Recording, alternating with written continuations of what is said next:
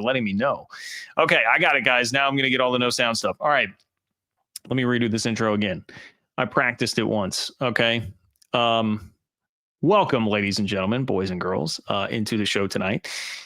So here's the deal.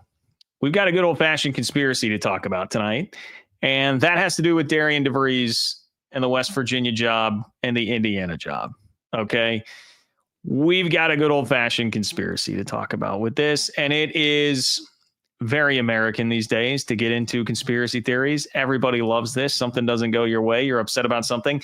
It has to be a conspiracy, right? So we'll see. We'll see if the Twitter detectives are right on this thing about Darian DeVries and West Virginia. I can even do you one better. I can connect it to what happened with the NCAA Tournament Selection Committee earlier this week and see, like, hey, maybe we can even broaden this thing, or maybe not. Stay tuned and you'll find out. Where should West Virginia go for its next head coach? I definitely have opinions on that. And then as far as the Big 12 and the NCAA tournament goes, I have talked to you thematically about like the big picture here quite a bit, which is that this, I think, is a pretty pivotal march for the league. You're going on a couple of years now where you've kind of lost your reputation as the best basketball conference that's out there. That's something that clearly Brett Yormark believes reputationally can be worth some money. And you've only got half the teams in the field that the SEC does. So, like, you need to go out and prove that you can have a nice tournament run here. It would help a lot.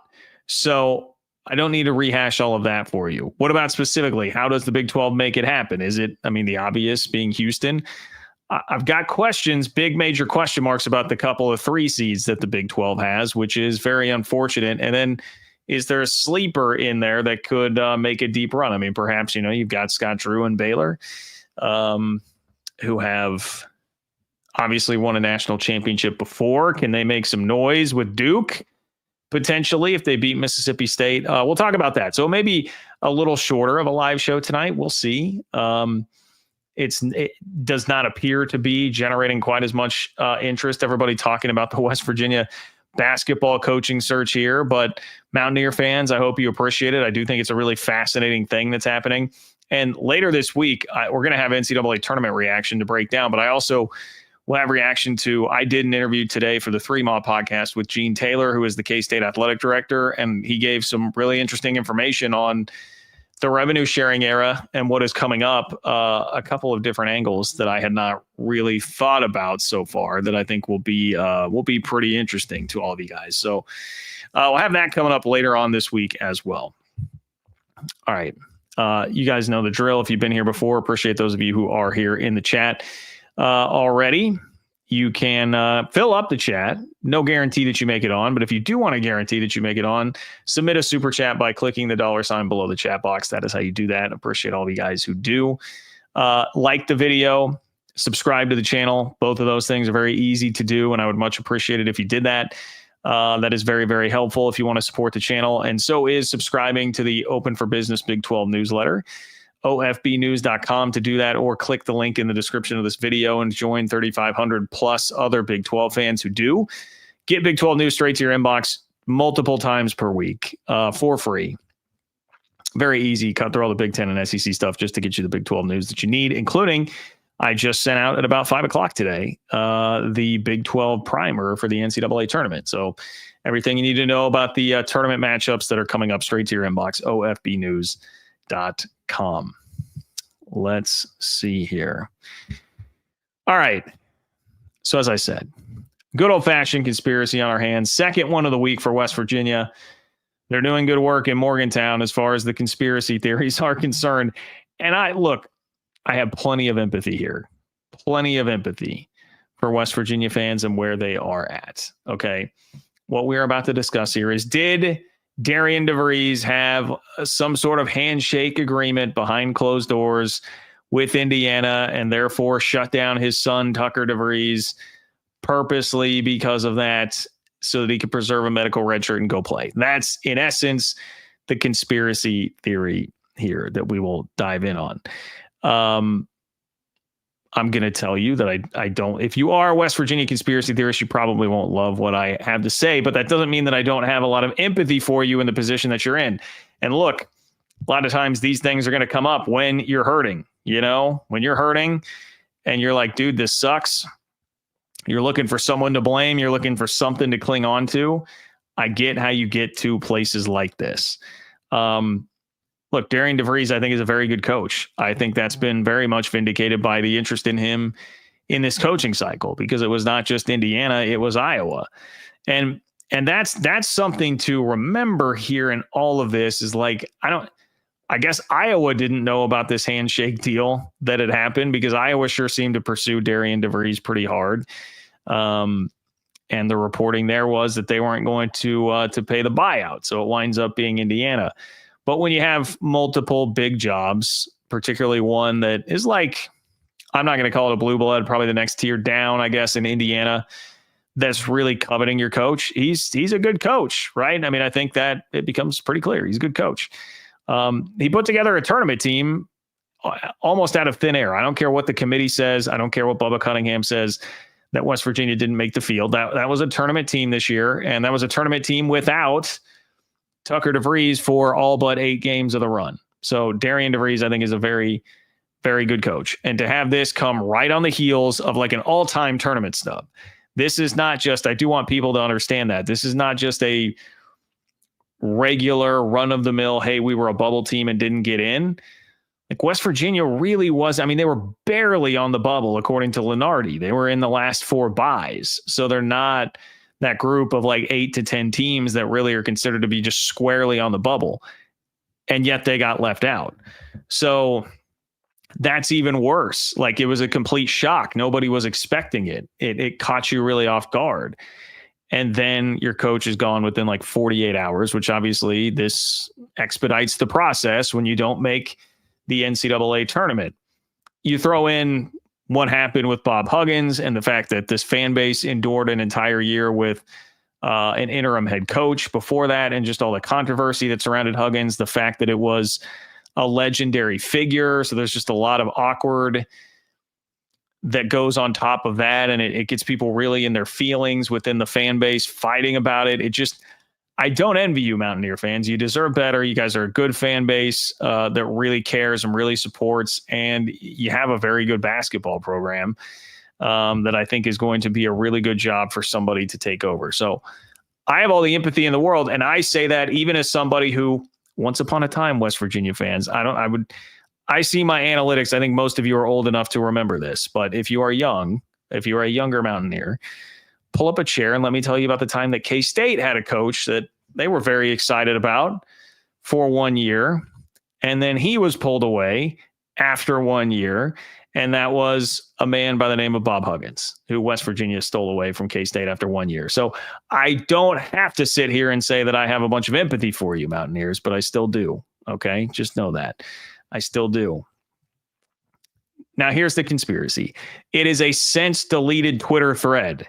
So that's a part of it. I went to go back and look at it specifically. I was going to just show it to you and walk you through it. But it looked like pretty much all of the tweets had been deleted that were in the actual thread. So I could not go find all of it specifically, but I did read it.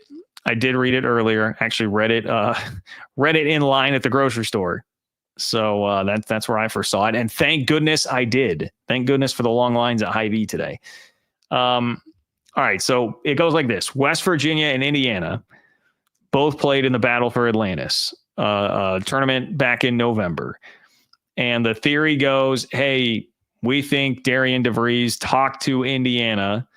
Well, they're both at this tournament and they had some handshake agreement on the job back in November, right? And the evidence for that was that there was one like anonymous Indiana burner account that back in November or December tweeted, hey, there's actually a deal in place for a head coach. It's been in place for a while. And I'm not afraid to say who it is. It's Darian DeVries. Okay. So that was really the only evidence. It was, an account with like nobody following it, hardly any traction there, but someone had dug it up and found it. And then very soon after the Battle for Atlantis, the announcement came out that it was going to be Mike Woodson's last year. So they're tying all that together.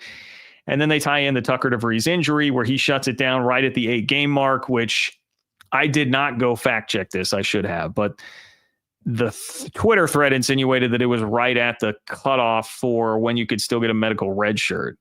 And so with that, the thought is, okay, they knew it's getting the Indiana job. Tucker DeVries would rather play at Indiana than West Virginia this year. So we'll shut him down earlier than he needed to be. Could have come back from the shoulder injury, or maybe there was no shoulder injury, whatever it is. And that's the deal. Wanted to take his son to Indiana, and then they knew about it the entire rest of the year. There was also this quote that came from Darian DeVries' intro presser at Indiana that West Virginia fans have used as some ammo for this.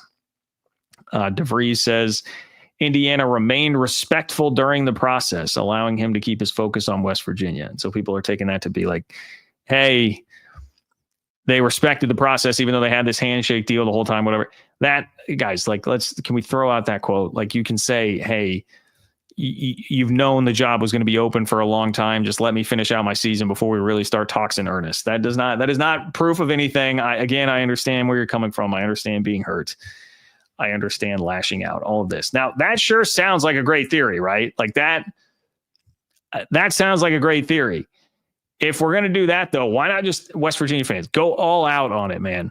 Take it to Bubba Cunningham. Like, let's connect this to the selection committee. Indiana got their claws into the selection committee. You know, can we find someone that's really good friends with Bubba Cunningham from Indiana just to be like, hey, they got in there and they were like, Bubba, here's the deal. We want to get into the portal ASAP with our new coach and get this going.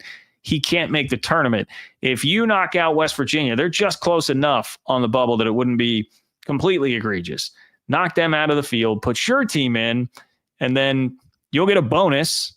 And, you know, your team makes it in. We get our coach sooner. Win-win. It's a win all the way around.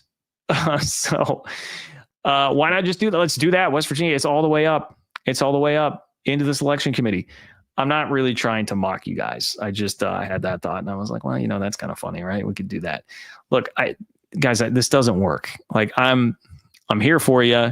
It sucks. You can say that Darian DeVries is a snake and you don't like him, and I think that can be a valid opinion here. Leaving after 1 year really does suck. There were rumors all over the place about him at Iowa and Indiana over the last couple of weeks. It certainly seemed like he was not trying to shut that down, and that there was a lot of interest from him in just packing up and leaving after 1 year.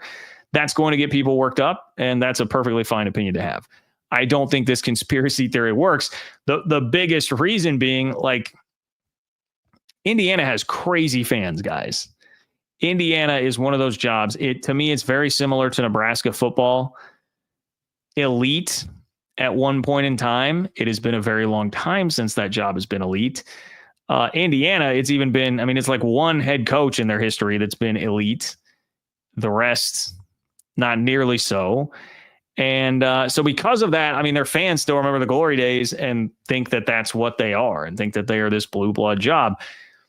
What I'm saying there is, if you shut down your best player in Tucker DeVries, there's no guarantee that you're going to have a good season the rest of the way. What if West Virginia then goes below 500 the rest of the season? They're like 7-13 in the Big 12 and they miss the NCAA tournament. Indiana cannot sell that higher to its fan base. At that point, Indiana cannot sell that higher to its fan base. Like, these are people that really wanted Dusty May, you know, crazy about Dusty May being the guy there in Indiana. Like, Indiana fans would not have accepted a Darian DeVries 1 year removed from Drake, who had then struggled year one at West Virginia, injury to his best player and son or not. So this whole theory, I think, just gets blown up there, if nothing else. Just think it through logically, guys. Just think it through logically.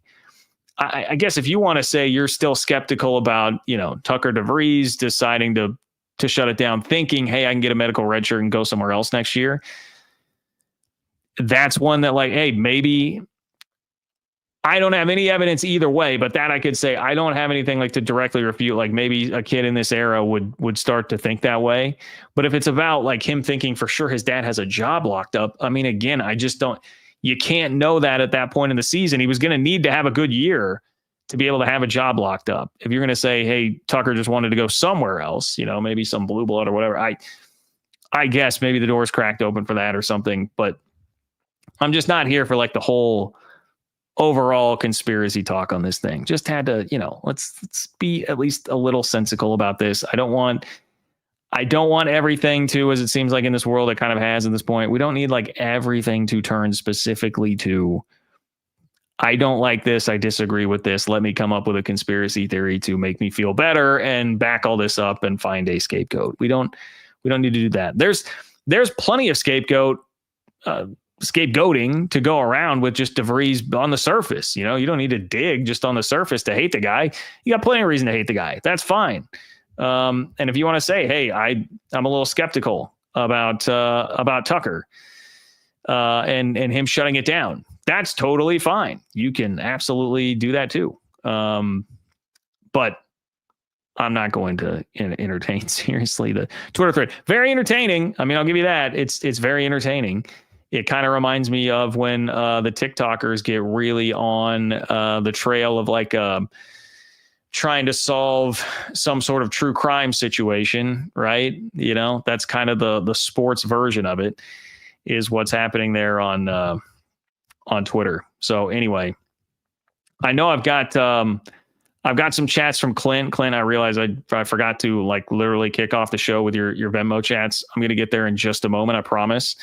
I want to finish off the thought here on West Virginia and what they do with their next hire first, real quick, before we do that. So 1 second, Clint. I appreciate it. All right. So West Virginia's next hire. Like I said, West Virginia fans, I want this to be great for you. I think there's a lot that's really good with that program, obviously starting with the fan support. But that's a place where you can absolutely win, and West Virginia's won a lot despite some of the travel issues that I think are a lot more impactful in basketball than they are in football, just because you're traveling so much more often. You're traveling in the middle of the week. The football schedule can become a little bit more manageable.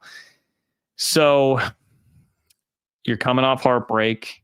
I'm hearing a lot of, the vibe with West Virginia, understandably enough, being like, hey, we need somebody who's not going to bail. We need somebody who's not going to be a flight risk. We need somebody who is going to stay for a very long time here in this job. Now, typically, that is not something I am a fan of thinking about when you're making a hire. I've had this argument many a time when K-State, my alma mater, has made hires. I've always been of the opinion, you go make the best hire. Like, you hire the best coach.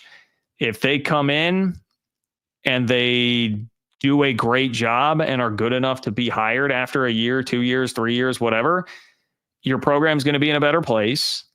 You will have proven that another coach can win there. And you will be making a hire coming off some momentum with the program and somebody seeing like, oh, hey, like if I think I'm a good coach, I can definitely go in and win there.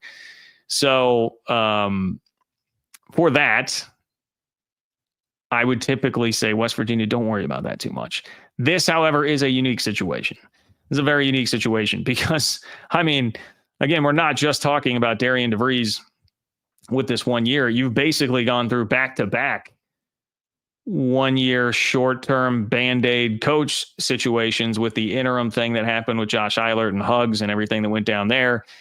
And now here, with what has happened, you've done this back-to-back years now. It isn't even just about like feelings of the fan base and wanting to make sure that you have somebody that sticks around and loves the program. And that is definitely a part of it. Like, you want to feel like people are really invested in the program and kind of pulling in the same direction as you, but also just from like a program standpoint. How often do we talk about in the portal, like people learning that you can't bring in 11, 12, 13 new players every single year and expect it to go smoothly, because if you do that, it's just too much transition. It's too much to have to worry about.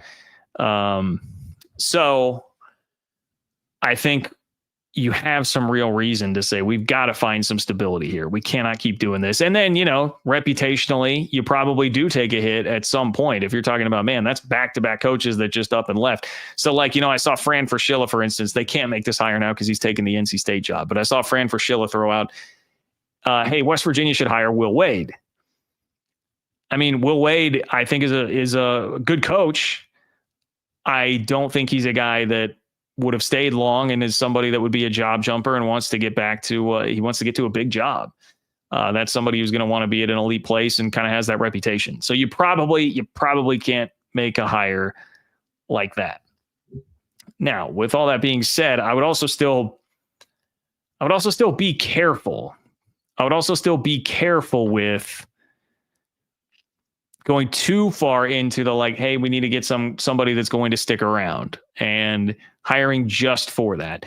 I mean, like, to me, if you're looking for a name, which I know everybody in these things is always just looking for a name. If you're looking for a name, I mean, I would go chase Ben McCollum with everything I have if I were West Virginia right now. It sounds like you would probably have to beat Iowa to the punch on that. But I would go throw everything I have at Ben McCollum. And Iowa, I mean, the word with DeVries was didn't have the money to pay his buyout, didn't want to pay the buyout. So if you go West Virginia, I know you got money. I mean, you got Pat McAfee in there now. I heard all about it with the Rich Rod hire. You've got all sorts of money. Just go throw a bag at Ben McCollum. I think that's a rising star. He seems like somebody who, I mean, throughout his career, he had the reputation. He stayed at Northwest Missouri in D2 for a long time, waiting for the right job. Not just a job jumper, not somebody who's trying to just hop from job to job very quickly. He's pretty particular about it. So if you could get him actually interested, I do think he's somebody that would have a chance to stay for a couple of years. That to me is like your home run hire. Beyond that, I don't really know with specific names. You know, I was looking at hot boards earlier today. I saw like a lot of Jared Calhoun talk at Utah State.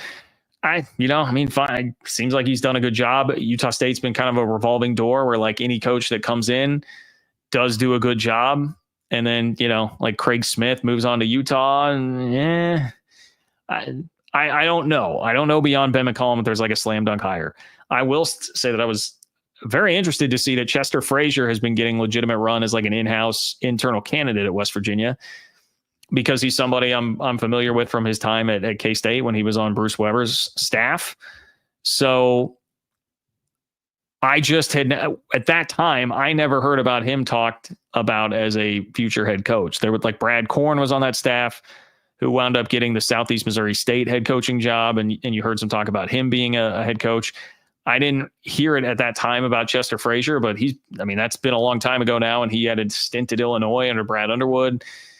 And then coming to West Virginia with Darian DeVries, like he's had a lot of experience, but this is the type of, it sort of to me is like the same thing. Hiring a non-experienced head coach, hiring a first-time guy when you feel like you need stability, that feels like the route that you would not want to go here. That to me is more like just best hire available kind of thing. If you're in a operating how I normally would, saying forget how long they're going to stay, just go hire the best coach, see what he does and react from there. If he takes another job, great. That means he was really successful at your place. Seems like more along that kind of line. And I see John saying, hey, he's a good recruiter. Yeah, definitely. I mean, I know that's the reputation with him. I think that's great. I think you need a stable, steadying force based on everything the program's been through. And even like it extends to football too. You know, like if you're Ren Baker, you got to just be like, man, I'm tired of making hires. Like I just had to hire a football coach. We're having to do this basketball thing again 1 year after I just did it last year. It's just the whole totality of the athletic department. It feels like it needs a little bit of stability as far as that's concerned. So there are my thoughts. There are my thoughts on the West Virginia job. I'm wishing you guys all the best. I understand how maddening this has to be. I'm not going to tell you that you've got to like tone it down just in terms of being mad at the world based on everything that's happened here, how it happened. And, you know, John, I saw some others also saying like, hey, Darian DeVries didn't handle it very well, didn't talk to the team. I saw Ren Baker said they didn't get the chance to match the offer when they felt like they could be pretty competitive. I mean, for all intents and purposes, it really seemed like DeVries had one foot out the door by the end of the year and was really planning on taking another job. So you can definitely be mad at that. Fair game, free reign to be mad at that. I think basically any fan base in your position would. So those are my thoughts on the West Virginia situation. If you guys have something you want to make sure that you get on tonight, you can click the $ below the chat box to submit a super chat. Appreciate everybody who does that.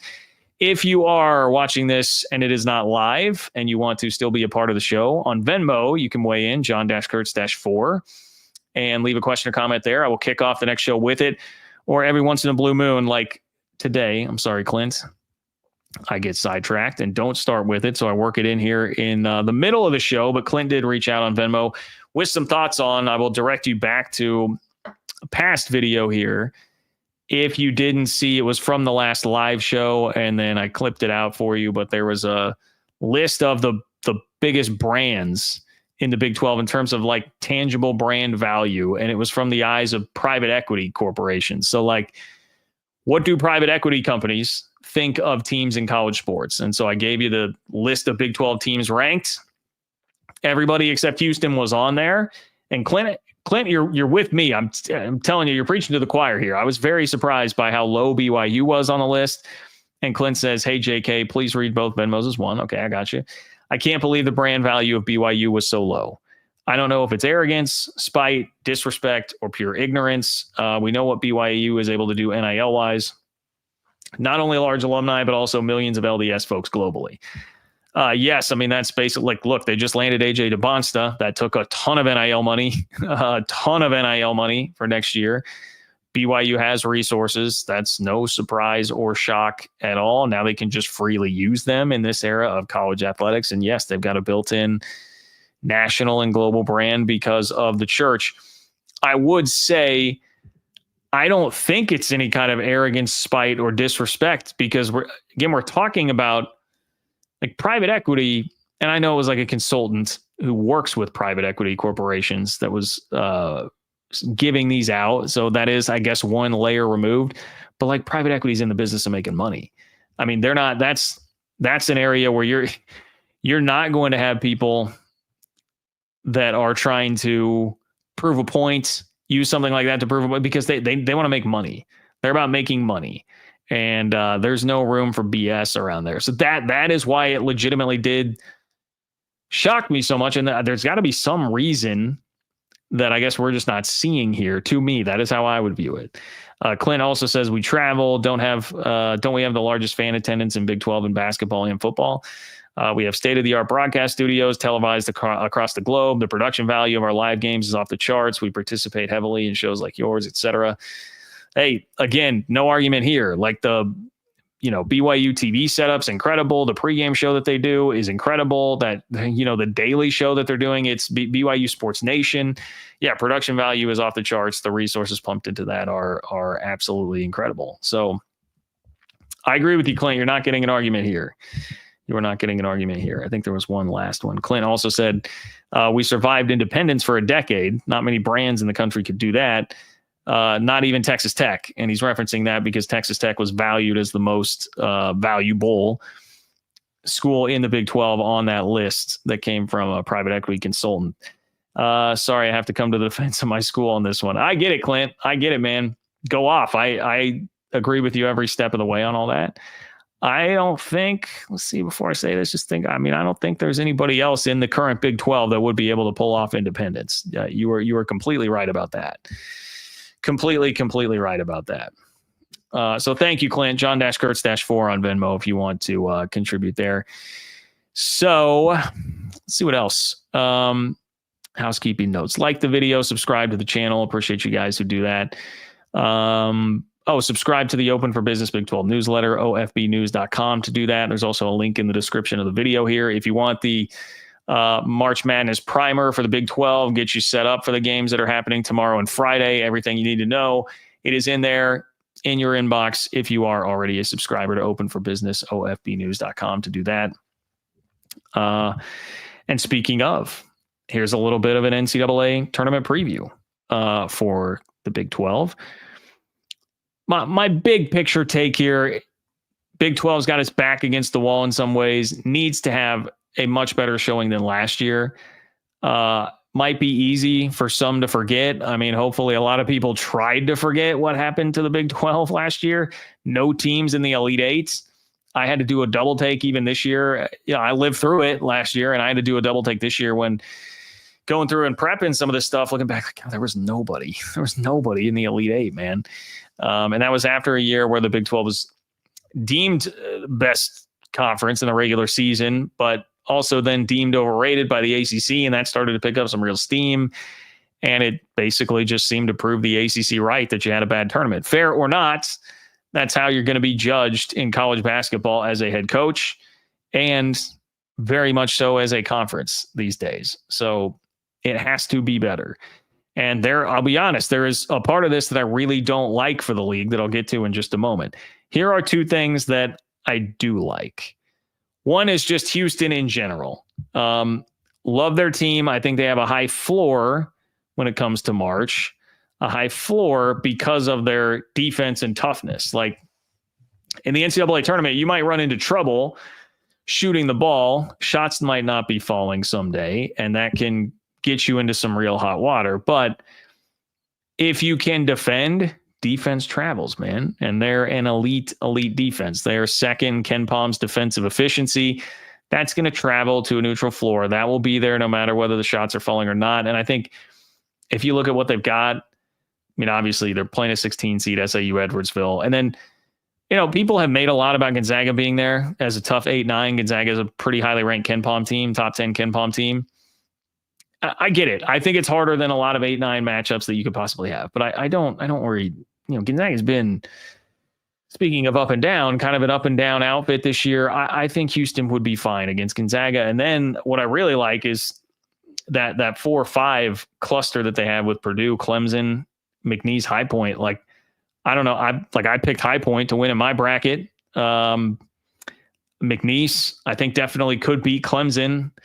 I think that's a really manageable 4-5 spot there. And honestly, as I looked around the bracket, a lot of the 4-5 spots, I thought, these 1 seeds I feel like are going to be in a pretty good position. And I think we could see multiple upsets in these 4-5 parts of each bracket. So I like Houston for sure getting to the Sweet 16 and then probably Elite 8. And then a matchup with like Tennessee, Kentucky, particularly Tennessee, I think can be difficult for them. But man, get to the Elite 8, give yourself a shot to get to the Final Four, please. Houston's got to do that, man.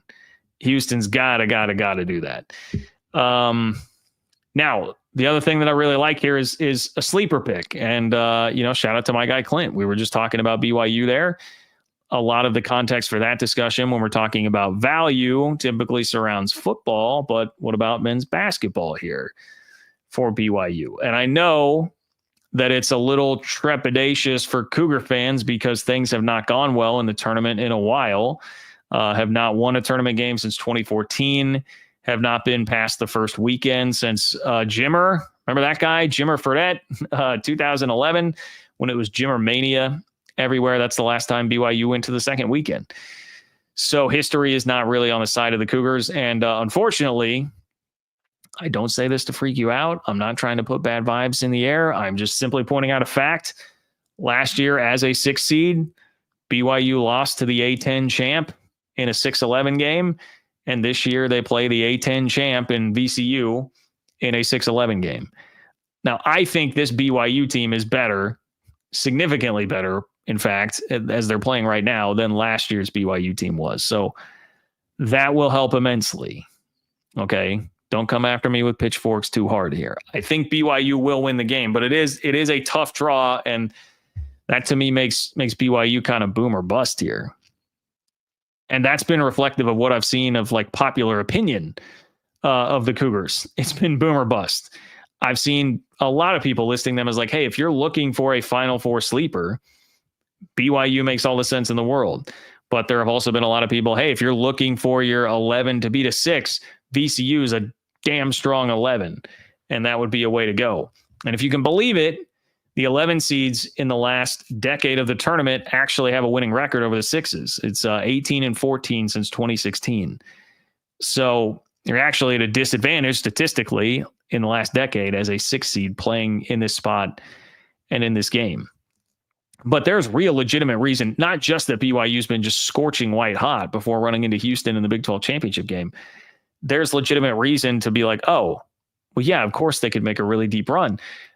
Just keep that same word in your mouth. Deep. They are deep. BYU is a very deep team. I mean, they're going like 10 deep Nobody's doing that. This is typically a time where like everybody tightens it up, and maybe that will still happen somewhat for Kevin Young. I guess we'll see. But it seemed like he kind of indicated, no, we're going to keep rolling with what we've been doing. That's you're going to have fresher legs. You've got more options. If somebody's off, it's not like you're relying completely on Richie Saunders. If it's not coming up aces for him, you've got plenty of other options and guys who can go score and just shoot the hell out of the ball. And so, yeah, that offense, I think, also gives you a high ceiling. Now, the danger in that is it's kind of the opposite of what I just talked about with Houston. If the shots aren't falling, you could run into some trouble one day. But BYU also has a very high ceiling because when the shots are falling, they are almost impossible to stop. And it looks pretty and fun and as aesthetically pleasing as anybody for sure in the conference. So I'm leaning toward BYU making a run. I think I've got BYU in the Elite Eight. Call me a homer. That's fine. But I think BYU can definitely make a run here. Now we get to Texas Tech, Iowa State, Arizona. They're all 3s and 4s. Okay, that's a position. They're all in position to really make some noise for the league there. You are positioned well to do that. But the thing that I don't like about this group, and I guess I'll exclude Arizona from this, this is a Texas Tech and Iowa State conversation, and it's a conversation about health. It's a conversation about health. This is not the time of year when you want to be having to wait on a bunch of injury updates and be very concerned about what is going to happen with your rotation here. For Iowa State, I mean, it's already started with bad news. Keyshawn Gilbert's been shut down for the season. He was their second leading scorer, their leading assister. That's 13 points, 4 assists per game. That is just done. Unfortunately, the end of his career at Iowa State, it's a tough deal. Been battling injuries for a while, and he's just going to be on the shelf, not going to play. Then you've got Tamin Lipsey. Now, Tamin Lipsey is going to play, according to TJ Otzelberger, but he's also been banged up for a minute here. So how healthy is he actually? And when you just fold that into the overall narrative of Iowa State's season, I always screw up his last name. Milan, the shooter, the stretch 4 for Iowa State, who's a fabulous shooter, 40% 3-point shooter and averaging 11 points per game.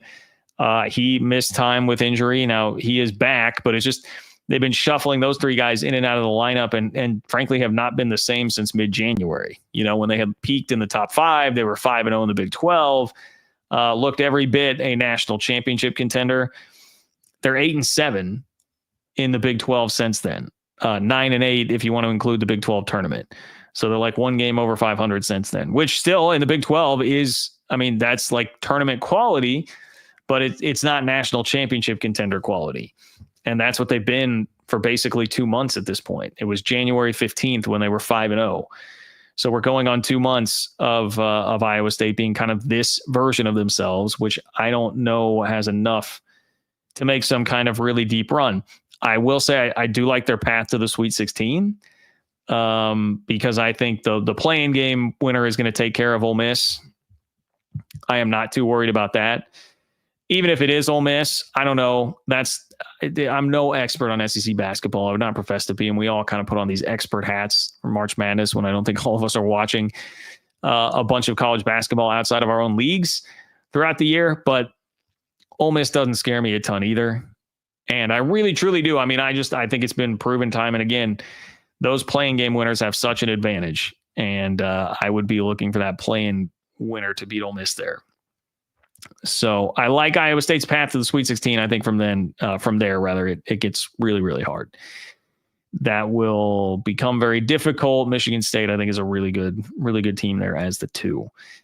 Texas Tech, man, I love Texas Tech. Love watching Texas Tech and their team and the pieces that they have. But again, it's about health, dude. What can we expect here? Now, I mean, it seems like this situation is a little bit better than Iowa State's, but Darian Williams and Chance McMillan have just both been battling injuries for a while now, or at least it feels like a while. Texas Tech fans, could tell me that more specifically.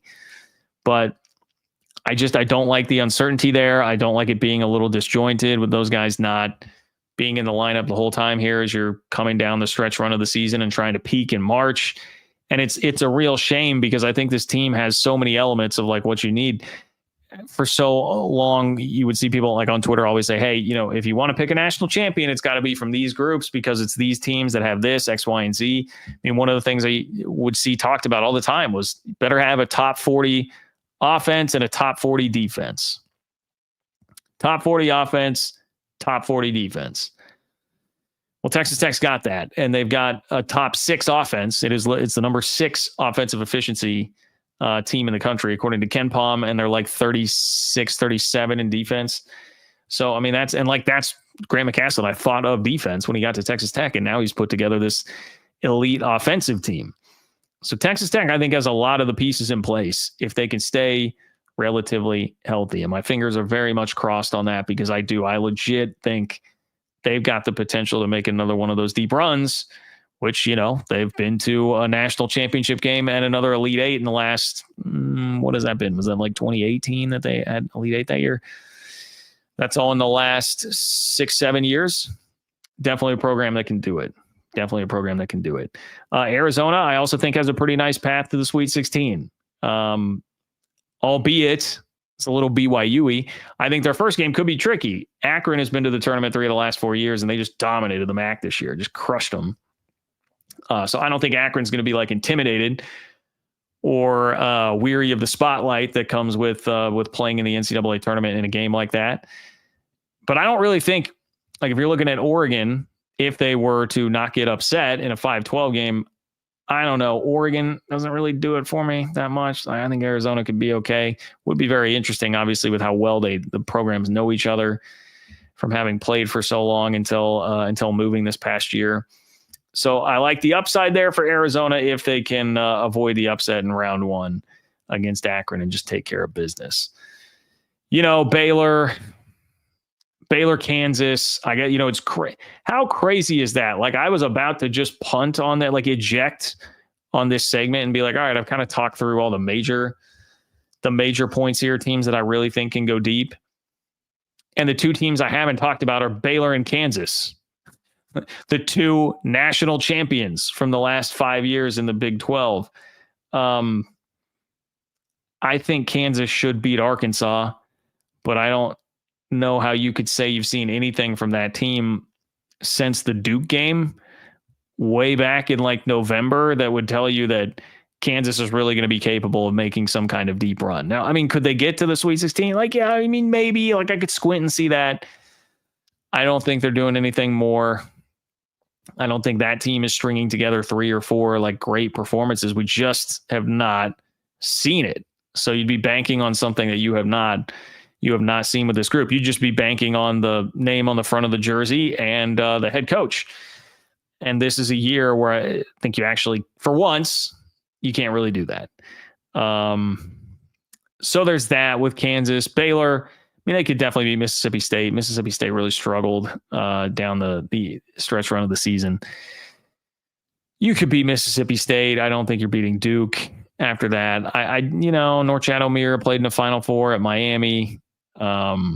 Jeremy Roach played in the Final Four and an Elite Eight at Duke.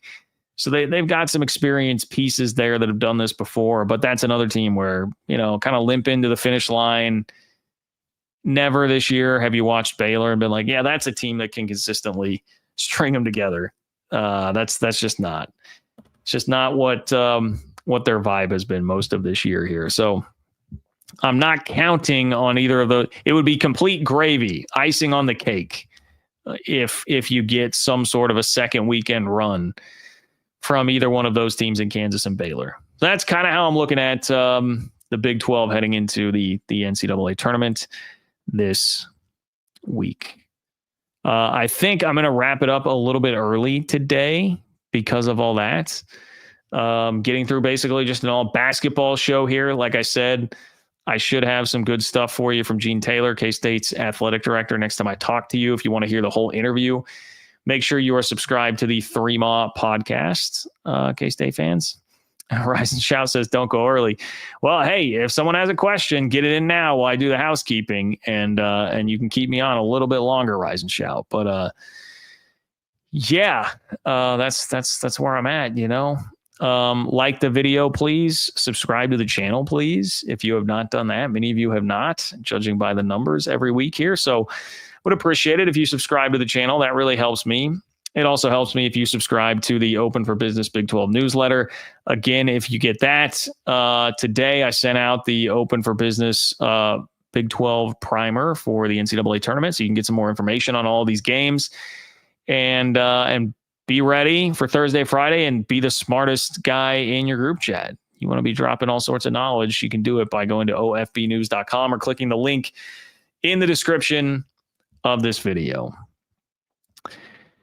Ooh, I think that might be it, guys. I think that's all the housekeeping. Oh, Rise and Shout. Rise and Shout wants to chat about the Pac-12. Thank you, Rise and Shout. Who do you think the Pac-12 ends up adding to get to 8 football teams? Oh, boy. Oh, you're catching me off guard with this one. I got to be honest. I just have not followed anything with the Pac-12 in a long time once we got into the actual football season. And then we've had ACC going on. Really just kind of like a bandwidth thing. And I hate to say it because I know that Big 12 schools could wind up in this same situation one day. But once you get out of Power 4, it becomes a little more out of sight, out of mind. It doesn't get covered as much. I don't go out of my way really to watch it. You don't hear so I truly don't know. I truly don't know. All right. So Rise and Shout's opinion here, I'll make up for it. I didn't have a great answer for you. UConn seems like an easy pick for the short term as their independent football, or you go after a Sun Belt or a Conference USA team. UConn would be interesting, especially because of the Big 12's interest in UConn. That would be very interesting. I don't know that UConn would do that, though. It seemed like the UConn's fan base was even kind of split on the Big 12 when that was really being somewhat seriously floated out there because of Brett Yormark's interest there. So it's interesting. I wish I had a better answer for you, Rise and Shout. I have not kept up very well on that, just admittedly. Alan, what's up, Alan? Alan says it's time for the name on the front of the jersey and Bill Self to do what he needs to do.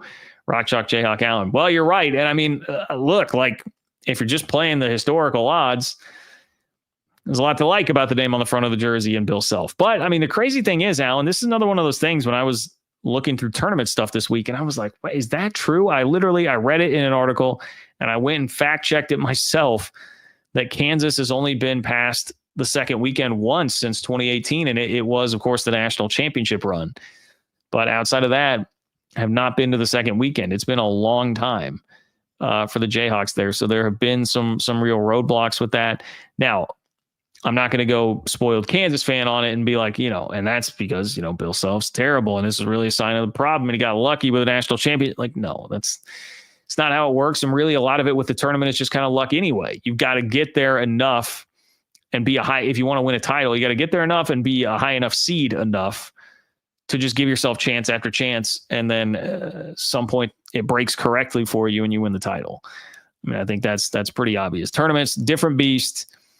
And the whole deal with it is just to get there as often as you can and be a high seed as often as you can, because that will afford you the opportunities to advance deep. I don't know that there's like a huge art to making the most of like limited opportunities in the tournament and being like a great quote unquote tournament coach, man. I mean, crazy stuff at like Tony Bennett, loses as a 1 seed, comes back and wins a national championship. It's kind of a crapshoot and so much can happen. That's why this tournament is so unique and why we all love it so much and why we don't want it to be ruined. So don't go to 76. Please, everybody, don't go to 76. Let's not do that. Thank you, Alan. Appreciate you being here. Appreciate everybody. Thank you for being here. Thank you, nobody, for biting with the Twitter trolls. Did a good job avoiding that today. So, proud of everybody. Good stuff. Like the video, subscribe to the channel, subscribe to the Open for Business Big 12 newsletter. Thank you to all of you guys for supporting me. Enjoy the next couple of days. We are here next 4 days, arguably the best 4 days on the entire sports calendar. My only hesitation in saying like they are the greatest 4 days is I just love college football so damn much that any college football weekend where I've got all those games on Saturday, I I don't know that even NCAA tournament, these first 2 rounds where you got games on all day, I don't know that even tops it for me because I'm that much of a college football psycho. But it's very, very close. It's a great part of the sports calendar. So enjoy it. Hopefully you got some warm weather, and I will talk to you guys all soon. Take care.